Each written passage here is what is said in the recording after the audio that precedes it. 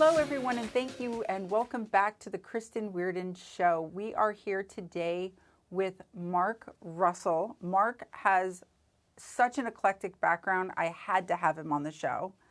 Mark, thank you so much for coming to the Kristen Weardon Show today. Thank you for the invite. Now, Mark, you have had an eclectic upbringing, an eclectic career, but it started off when you were a child. You had a nomadic, I guess, upbringing. Tell me about that. You traveled a lot, family. Get us into that early life. Yeah, so Dad was in the Air Force, born out in the Midwest, spent probably 2 years max in that point of view. Air Force brought us around the world. We lived in Portugal, some time in Germany, and all of that. Parents were divorced when I was about 12, Okay. which was an interesting period of time. So I was raised by a single mom, school teacher, lots of things going on back then. But for me, anyways, that period of time began to show an interest in the world and in travel. It was sort of my escape. Okay. And when you say escape, is it because you could be someone else when you were there, or because it was just another world you could dive into and get to know? I think a little bit of both. So Okay. I don't think I went to the same school, let alone school system, any year other than my junior and sophomore year in high school. So learning to adapt, learning to meet new people, dropping into a place and having to make friends quickly was, I think, part of that. I think the other side of it for me, so my mom being a school teacher, from an income perspective, she certainly wasn't making a ton of money. Mm-hmm. I was probably in my mid-30s before I realized that every kid who lived on Cape Cod didn't go to New Hampshire or Vermont, live in a tent for the summer because it was a vacation, even though that's how she made it feel. We were probably technically homeless, or certainly home poor for a large portion of that period of time. Okay. And so, again, when I met you, I did not know all of this amazing background that brought you to this point of your life today. So you didn't choose college. Was that a financial decision, or just it wasn't for you? I think it was a little bit of both. So I think those years, younger years, taught me that I had to be sort of pretty self-reliant. Okay. What was unique about my family was that, unlike a lot of families back then, almost all of my mom's side of the family had gone to college. They were school teachers. So when I came home at 18 and announced that I had decided to not go to school, it was, I think my mom had her doubts at that point in time. I was also a pretty precocious kid. Okay. So in those discussions, I probably was not a nice kid when I said, well, I'll tell you what, Mom, I'm going to go into sales. You're a teacher with a bachelor's degree. Why don't we compare W-2s at the end of the year? And if I make as much or more than you're making, you agree that this is an okay path for me. And if not, I'll agree to reconsider. So not a real nice thing to do to a single mom, but not a nice thing, but you made a goal for yes, yourself. Set a goal, correct. And you made something that was attainable, and if it wasn't, you were going to be willing to re-examine the decision. So I just call that negotiating. Yeah, I would say those are the early days, sure. That's what I would call it now, at least, right? Negotiating in sales. My papers are sticking together. Okay, so you also, you have a background in the audio world. That to me was very intriguing because I used to be into audio also. And I was always intrigued by sounds, and then when technology came along, it really grew the industry. But you were really in the grassroots of it because you opened the first Bang & Olufsen store in the U.S.? Yep, first privately owned Bang & Olufsen store, absolutely. Wow, that's an undertaking. A little scary. Yeah, particularly back then, it was something quite unique. So audio up until then, it actually was the job that I left and decided not to go to college for. So I went to work for a local audio store called Nantucket Sound on Cape Cod. Okay. Nantucket Sound came out of Tech Hi-Fi, Nantucket Sound, Boston Acoustics. So the audio industry really came out of that period of time in Boston, or a large part of it anyway. So okay. Audio was in my blood from a very early period of time. And I remember working in that audio store, and there was this really cool, this goes back a lot of years, turntable company that had this product, and it was Bang & Olufsen. And I came home one day and said to my family at that time that someday I want to work for this company. What I didn't realize, what I actually meant was someday I want to own a part of this company. And so a bunch of years later, I happened to be in Europe traveling, saw a Bang & Olufsen store, said this thing could really work here in the US. Came back, had zero money, had no reason to expect I could actually do it, but I think you referred to as setting a goal, made an intention that, that we were going to make this happen, and pulled it off. It's actually pulled it off quite well with an investment from my wife at that point in time. So. Oh, well, that's a partnership. Yes, it is. See, we just come right back to business. It's a partnership. No pressure whatsoever. None. No, not by family money, not at all. I thought when I was younger in the Bang & Olufsen, like looking at that product, when you would go to the store, I always, like for me, that was the premier. That was like you wanted to obtain to that. Nowadays, there's a lot more people on the market and things like that. But back in the day, people, you would see that on the shelf and you're like, oh yeah, that's what I want in my house. Like if you could get it. Yeah, I think they had at that point something like 100 pieces in the Museum of Modern Art in permanent collection. I mean, they were design oriented, phenomenal sound quality. It was a great company to work with, kind of a European flair for sure out of Denmark. So it was, yeah, they set the trends. So Apple actually, the rumor was that the Apple stores came out of the inspiration of seeing our Bang & Olufsen stores. I could see that from a design, interior commercial design perspective. I could see that for sure, for sure. At one point, I was considered the grandfather of the Bang & Olufsen stores here in the U.S. We owned and operated at one point 21 of the retail locations. And of the other 30 or 40 that existed, probably 70% of those were my employees. So on some level, we were part of that early movement. Wow, that's incredible. Like again, there's a reason I had Mark on today, because there's such a story here about where you came from and just the determination and jumping in. Like, I mean, you're just like diving, right? Yes. I'm just going to jump No in, fear. jump in the deep end and swim. Yep. There's nothing else but swimming here. And the first one was in New York, right? No, the first one was actually in Boston. In Boston, okay. So we opened the first store. I opened it with a couple of partners, Joe Carrillo, unfortunately no longer with us, and a gentleman named Bob Domos. We quickly grew to a 3-store chain. I had just gotten married. I think I referred to it earlier. My wife had loaned us $25,000 to start the new store on Newbury Street. And about a year and a half into it, I woke up one morning and went from being what I thought was an extremely successful entrepreneur to realizing we were hemorrhaging money and this was not going to last. One of my early failures, I would say. Okay. It was, would you say it was the market, the area of the market you were in, or just the product line was starting to get saturated, or? Blind stupidity on our part. You know, first businesses out of the gate. Happens. Yes, yeah. I think we were pretty naive. I was pretty naive, actually. I had 2 great partners. We each took a kind of a level of the business, but back then I didn't really understand finance. So one of the partners was running finance, and I've not had a business experience since where I may not be in charge of the finance, but I understand every dime that's going into the business and every dime that's coming out. So we actually, I mean, in most worlds, we probably would have bankrupted the business. I, again, have this sales ability. So the bank called me one day and said, we have to have a talk. And I said, yeah, no, we really do. So I walked into the banker. He looked at me and he said, Mark, you look like crap. And I kind of laughed and I said, well, stress will do stressful, that. yeah. And he said, look, you need to learn to separate business and personal, and you can't do business that way if you're going to survive. And I exhaled and said, that's really good, because I owe you $1 million and I have no idea how to pay you back. At that point, he looked pretty stressed and I felt really relieved. But now, this was one of your first businesses on your own. Yeah. And that's a learning experience. That's what I try to explain to people. And one of the reasons I have people like you on the show is for the young entrepreneur out there. When it goes south, it may need to go south so you can figure out how to make it go north. Yeah, for sure. You have to go through those learning experiences. I don't know many people who have a story that doesn't have that kind of Some level of failure. Some level of failures or difficulty or turmoil or just complete loss and has to start over. I think that's just part of business. I think it is too, and you learn, right? That's the whole point of these types of interactions. Out of that, which at one point I was convinced that I had to explain to my wife that I was a failure, like all these things that go through our minds, right? And yet I come home one day and I have an opportunity. So this is sort of the rags to riches part of it. A friend of mine had a space in New York City on Madison Avenue, and he thought a Bang & Olufsen store would look wonderful and do wonderful there.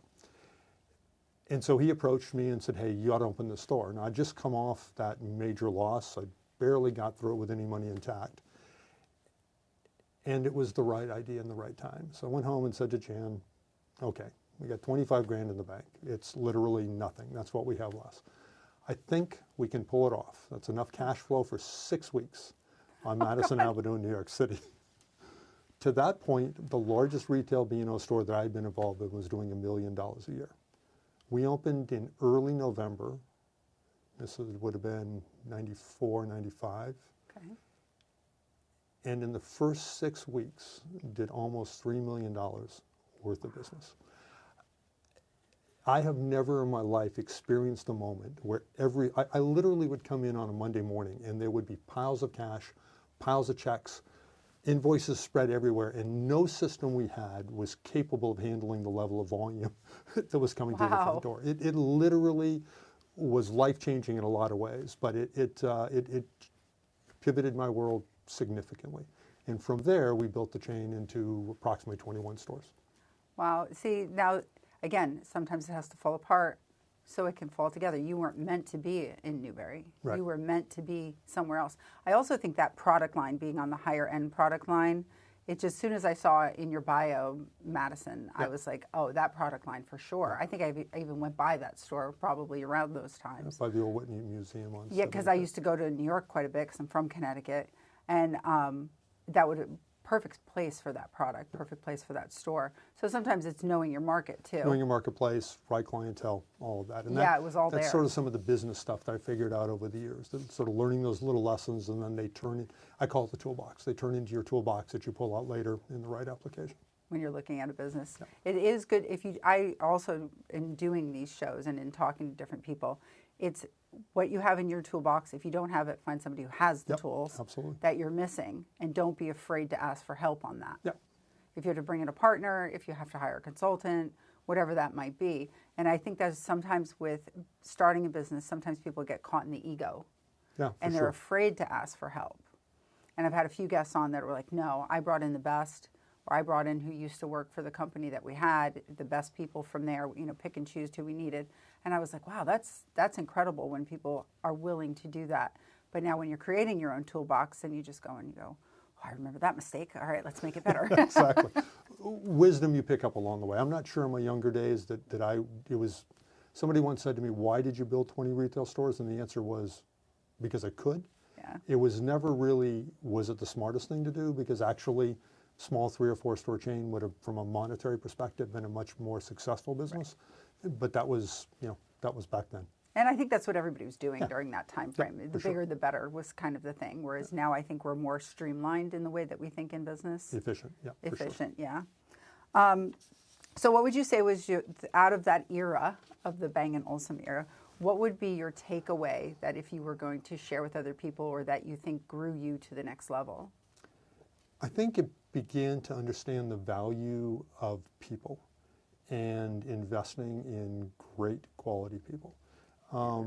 We may not have been in the perfect position. We may not have had the ideal location at any given point, but if you found a great individual who had passion for what they were doing, or she had passion for what you were doing, you could drive a business much further before. The other thing, this came later, but it is a lesson that came out of there. If you ask the manager, some who are still good friends of mine, what I was like as a leader back then versus my employees today.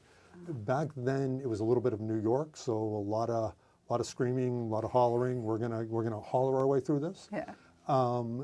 And looking back on it, realizing that all that did was really raise tension. So today, my team would say that if I get quiet, if I start talking about yoga breathing, if I'm calming the situation down, that probably means internally there's a lot of stress going on. Oh, okay. That's a great takeaway. That's a fantastic takeaway. Now we took a complete left turn from New York to Mexico. Playa del Carmen, Mexico. So you went from sales, still staying in sales though, into real estate, but out of the country. Yes. How does that transition happen? Again, sort of life's path, right? When we were in the B&O days, I had found a company, so we identified our client, and our client had typically a second or third home, well-educated, traveled a lot. So in those days, I went looking for a partner that had that type of access to those clients. And it was a real estate firm out of Greenville, South Carolina called IMI. And they were opening high-end golf course resort communities around the world and outside the country. When my career came to an end, and it really was just one day coming home and saying to Jan, I've got over 100 employees going to work every day in a retail environment, and I have zero desire to be there. Okay. And she went, I got it. So I said, how about we sell the business and we move to Mexico? Jan lived and grew up in New England. At that point, probably had never lived more than 50 miles from where she was born. So her comment to me was like, yeah, we've never really been to New Mexico. And I'm like, yeah, we may not go there, but I'm actually talking about Mexico, which is Playa del Carmen. So we went down with IMI, and there's a golf course community still there called Mayacoba. And there was, I think at the time, there was a Rosewood Hotel and a Fairmont Hotel. And we were doing a hotel resort condo development for Viceroy Hotel. That project actually never got off the ground, but we sold a ton of real estate down there and then ended up finishing with Banyan Tree Hotels, actually. Okay. Wow. Yeah. So you stayed in the sales environment, you changed locations, and what I find really interesting is you're telling me Jan really didn't travel, and of course I've known you for a little while now, so I see how much you travel. Yeah. And I'm like, wow, well, that was the beginning, Jan. It absolutely. Buckle up, because we got a lot of traveling to do. Yeah, for sure. That's incredible. So let's see. What would you say in that transition? Because people pivoted a lot post-COVID, during COVID, and even since, looking for their happiness and certain things that we've kind of streamlined our lives into being. During that transition, what would you say was the best thing that came out of it, and what was the most difficult things that came out of transitioning from the U.S. out of the country? Was it just easy because it's what you wanted to do? I think it was probably easy for me. If you had that conversation with Jan, she'd probably give you a different impression. My job was to make people fall in love with the country and a project, right? So okay. I'm out every day enjoying the jungles of the Yucatan. I'm playing golf on a golf course. Jan at that point was playing a support role, so she's out there figuring out how to pay the cable bill, how to get gas paid in a foreign country, how to find money, how do you get a library. So some of the inspiration really came from the country. I think it continued to convince me that culture was important. Okay. You find that by making friends with people. It's how I built my businesses always, is you go to the human side first, you get to know people, you get to know what they're about and what they're doing, and if you have that belief, the rest is easy. Okay. And you did a lot of philanthropy work while you were in Mexico. We did. We have a philosophy that no matter where we are in the world, we want to try to leave it somewhat better than when we got there, or at least pay back for what we're taking away. Okay. So we were involved. There's some communities down there from the Mayan communities, and we had some friends that were doing some projects. So supported. Literally, a friend of mine is Sam Meekum is his name. He's I would say the astronaut, but more the Jacques Cousteau of the underground rivers of the Yucatan. So he and his team have been mapping the underground rivers of the Yucatan for years now. And so supporting that organization, supporting their teams and what they were doing, it was a pretty cool period of time for us. It sounds like a lot of growth, too, for both of you and Jan. Yeah, growing for sure. Personally as well as professionally. I think throughout life we go through these, I'm going to conquer the world, and then we kind of discover ourselves, and then we go back and do what we want, or what we're meant to do. Because in 2009, you joined LINSTOL. Yes. And now you started there with part of the company as a 10% owner, I believe it was. Okay. And you said, I'm going to go back into sales in the U.S. Yeah, so 08, 09, financial markets are coming to a crash. Screeching halt? Yeah, screeching halt. The first project we did in Mexico, we sold over $200 million in a year at that point in time. Yeah. The second project I did, 08, 09, we were heroes selling just under $10 million. So the markets had shifted dynamically. LINSTOL became a little bit more about how we got to Naples. So I'll take a step back. Yeah, please do. Back in the Bang & Olufsen days, there was the president of Bang & Olufsen North America was a guy named Ola Beck. And I was his largest dealer. He invited Jan and I down to Naples, Florida. We played a round of golf, probably the most expensive round of golf I'd had in my life. I shot really well that day and bought a vacation home down here. Flash forward to 08, 09, he's taking over a little family-run business called LINSTOL. Picks up the phone one day and says, hey, we've got this business. You've got a house here about a mile from the office. Time for you to come back to the U.S. Why don't you come in on board and we'll figure out what the future will hold. And that future ended up being that myself and my CFO came on board at the same time. We're ultimately meant to be the succession plan for the company. Wow. 09, we were doing about $6 million a year, $6 to $9 million a year in revenue globally.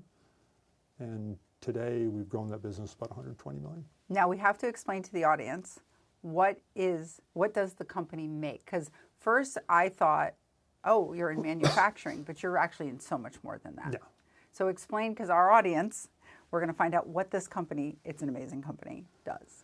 So the way I describe it is we're in the passenger comfort business. So anything you use on board a commercial aircraft, not food related, we probably sell to some airline in the world. We have 100 airlines today that we actively sell to. And the business really is split into, I would say, 3 distinct parts. Of course, with the audio background. So LINSTOL is probably the largest audio company in the world by units in the headset and earbud space. We sell over 200 million headsets and earbuds strictly to the airlines. From a production perspective, that means that I have 5,000 people that are producing exclusively for us for that business. So let's just take a minute and absorb those numbers, everyone. That's 5,000 people working on making how many units? 200 million. Wow, those are great numbers too. Yeah, yes. I mean, they're astronomical numbers, they're big numbers, but if you understand the financial side, those are great numbers. Yeah.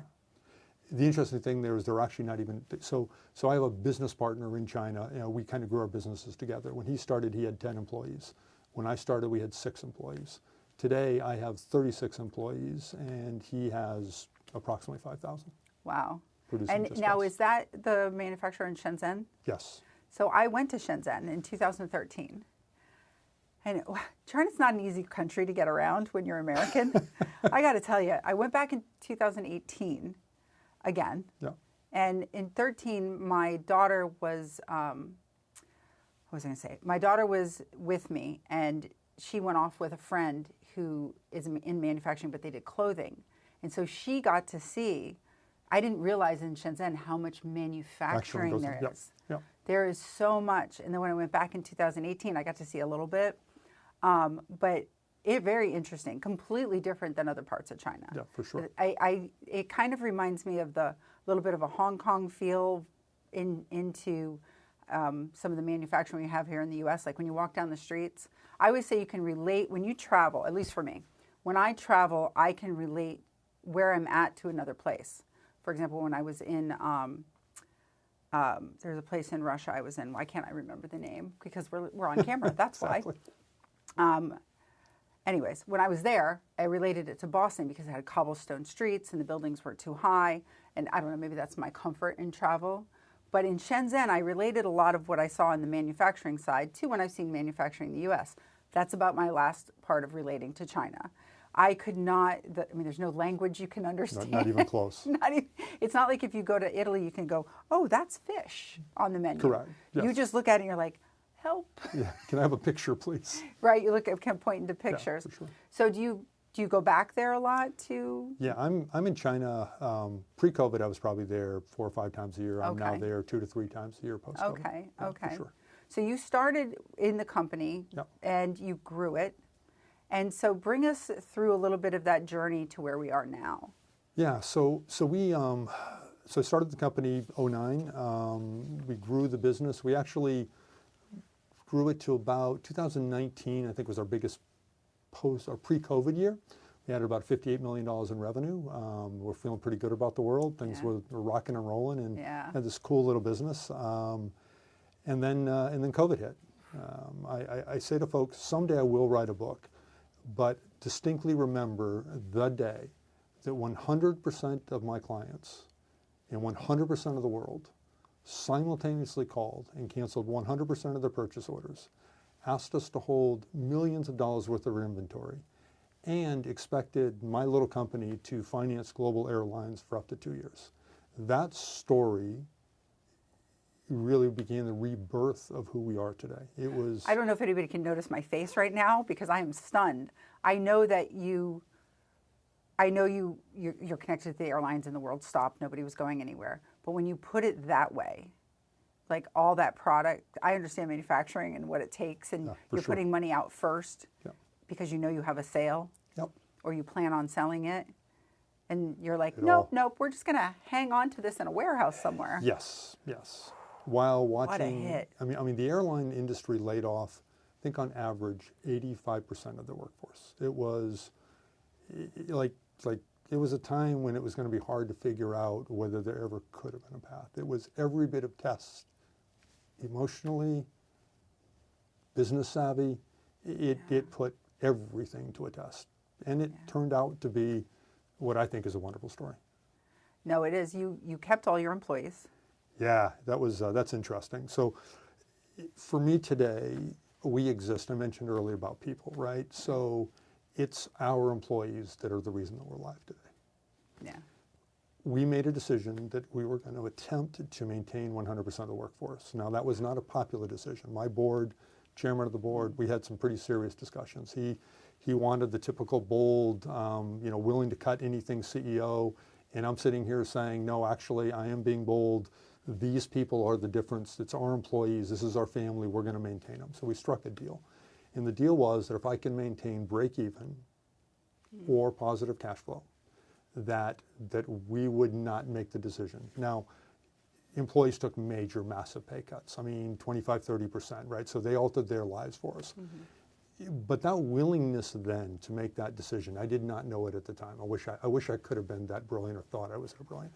But doing the right thing was a turnaround point for us, because as we began, so I was fortunate. We had businesses in Asia Pacific, in the US, and in Europe. So COVID was a rolling lockdown. Every country didn't seem to lock down at the same period of time. We managed to sort of dodge the peaks and valleys and always had some level of business going. And then as we started coming out of it and things began to go not only back to normal, but back to beyond normal, all of a sudden, I'm realizing that's going on. I'm going to the market, I'm looking to hire employees. And there are all these, the best of the best in my industry were available. And in the past, if the guy who sold headsets and maybe an occasional cosmetic had gone to those people, they would have said, are you kidding me? I work for the best company. I work for the best company. But all of a sudden, the fact that we made that decision to maintain our employee base allowed me to recruit, not only had already had the best, but took their skill sets beyond that. So today, we have literally the best of the best. And I think that decision. And you've shown through your company decision to, although everybody had to adjust during that time, your loyalty to them and then return their loyalty back to you. People nowadays, employees nowadays, I don't mean to say people, but employees nowadays really are looking for a company, if they're going to go to work every day, that understands their needs. Yeah, for sure. And I think all the business growing throughout the years have brought you to this stage where you understood that, or at least we're going to try to make it happen, even though it was a struggle. And I also, as you were talking, I have this visual of all these whiteboard type sheets along the wall with all these lines and conversations going on for different parts of the world during the pandemic time.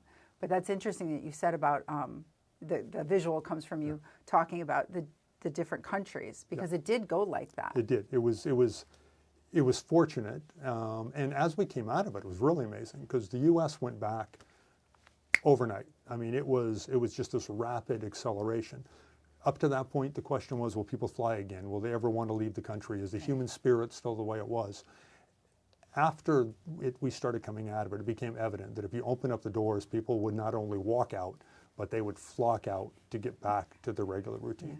Knowing that information as we rolled into Europe and watched Europe reopen, and then rolled into Asia Pacific, which only was about a year ago that Asia Pacific really kind of kicked back into full stream. So yeah, it was great. It wasn't, coming out was actually interesting though. We got great people, but when I went to do that, I almost made one of the most serious business decisions that I ever made as well.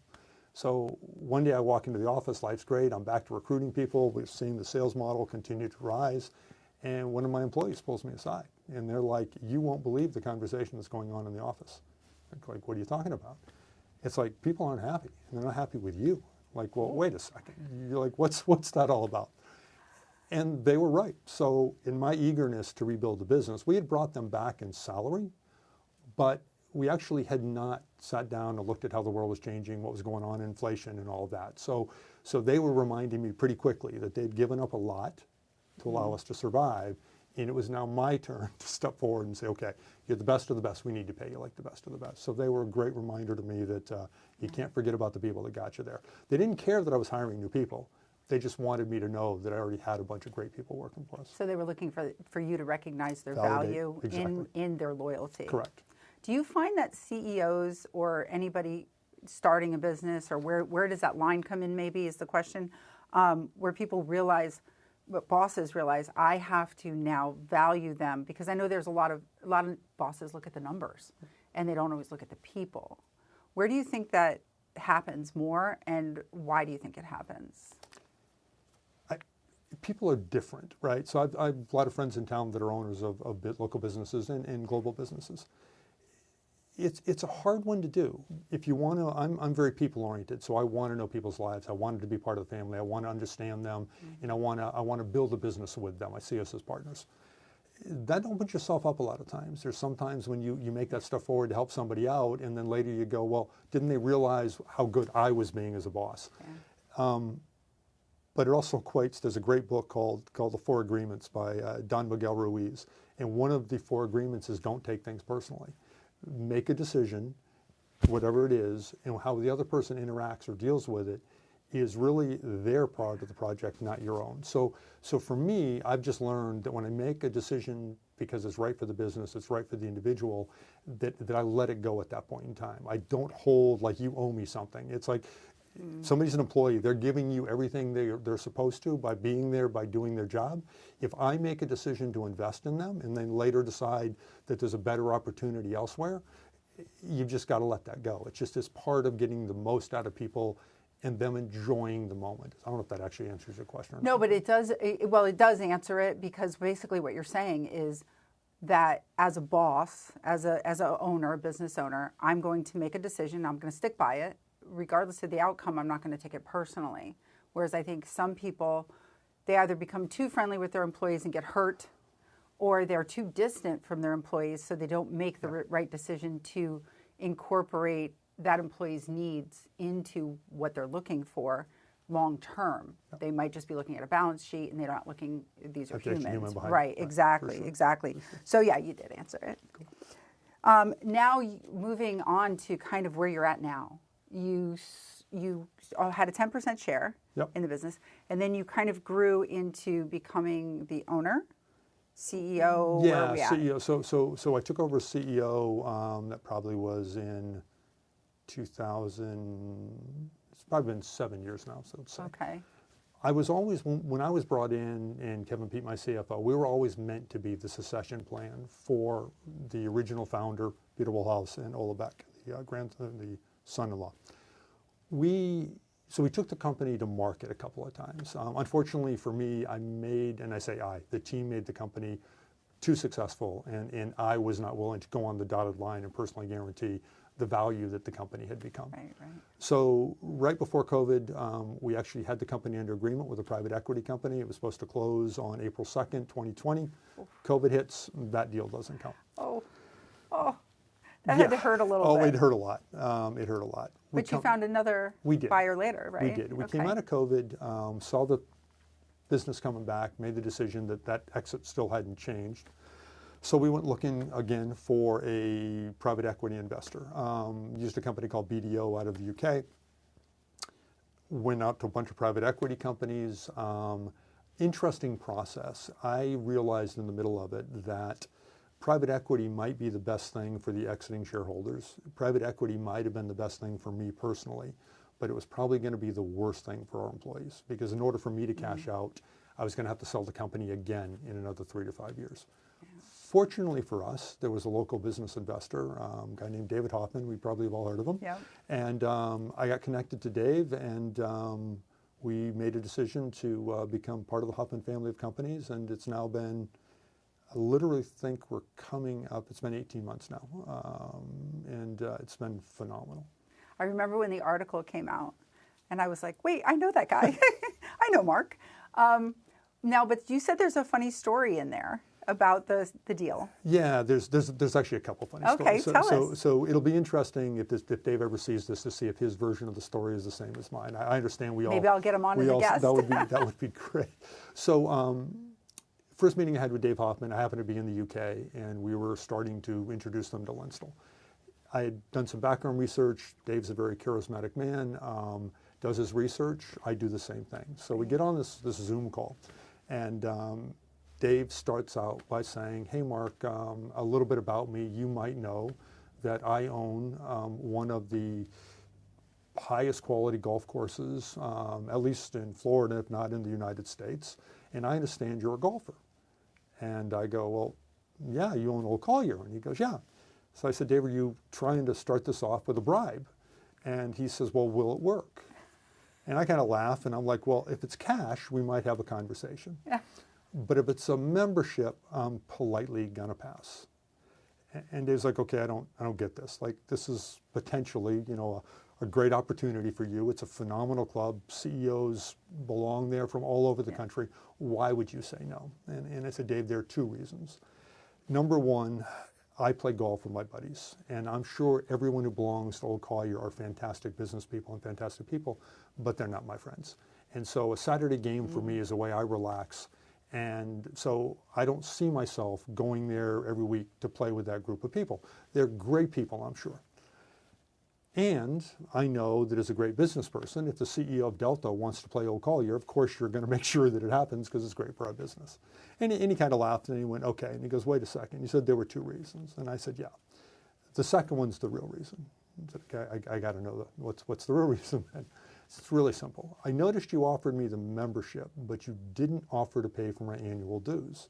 And if you think I'm going home and I'm going to say to my wife, Jan, that I've just belonged to Old Collier, and for that we get to pay X thousands of dollars, that's just not happening.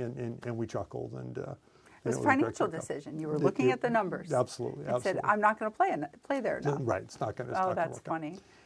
The other side that was interesting during that period of time, and this goes back to actually the second time when you and I got a chance to work together, and that was during Hurricane Ian. Okay. So we signed a letter of intent with the Hoffman family of companies on the evening that Hurricane Ian hit. So literally, remember, we go back to that deal falling apart with COVID. Right. We wake up the next morning, sign letter of intent in hand, and there are 7 to 8 feet of water under or in 70% of the Hoffman family of companies businesses here in town. Yep. Hertz Arena is an emergency evacuation zone. I mean, it is a disaster. Yeah. And you went through it, and I know you and I interacted a lot during that period of time. And I'm literally there, like, you got to be kidding me. I mean, how is this going to, like once again, there's an interesting road to follow. So I reached out to Dave, and I'm like, hey, look, we've got assets on the ground. I'm sure you got people. If we can help in any way. Dave comes back in a quick text and says, look, we have an all-company call Friday. I'd like you to be on it. I'm like, I'm not even part of the family yet. He's like, yeah, but you're going to need as much help as everybody else. Jump on the call. So a bunch of local businesses call in. And again, it's interesting. Dave gets on the call, and he effectively says something like, you really don't realize how bad it is. You have no access to media. You're limited to where you can travel. We're seeing it in national press, and this is really, really bad. So I want you to, number one, pay attention to your employees. They need you right now. If they don't have housing, like, we got to figure out how to take care of our people. Okay. Number two, all of you on the call are business leaders in the community. Your responsibility is to put your community back together. Yeah. Number two. Number three, we figure out how to put the business model back together for the businesses. So for me, getting an opportunity to see a true leader in the middle of a disaster, we both know what that was like. Bring up promotions of me right now. Really was sort of like, okay, this is the right deal. This is good for my employees. Because the Hoffman family of companies typically don't sell businesses. Therefore, long-term value, long-term worth. They're collectors. They're collectors. Yeah. And there are opportunities for local businesses to find exit strategies to continue to keep that brand and that business Right. going. So it was an absolutely amazing time.